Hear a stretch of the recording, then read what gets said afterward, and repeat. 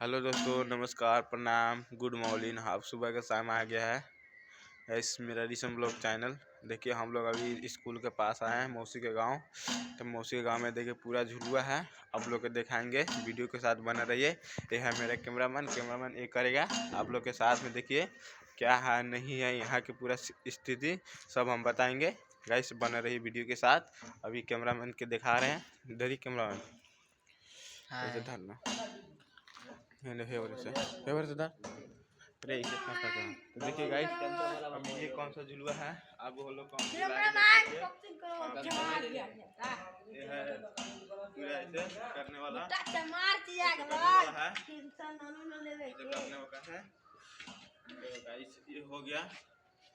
ये हो गिरने के बाद अभी देखिए दूसरा दिखाएंगे। दूसरा दिखाने के बाद और करेंगे। देखिए कैमरा में नहीं डर लेगा ये है।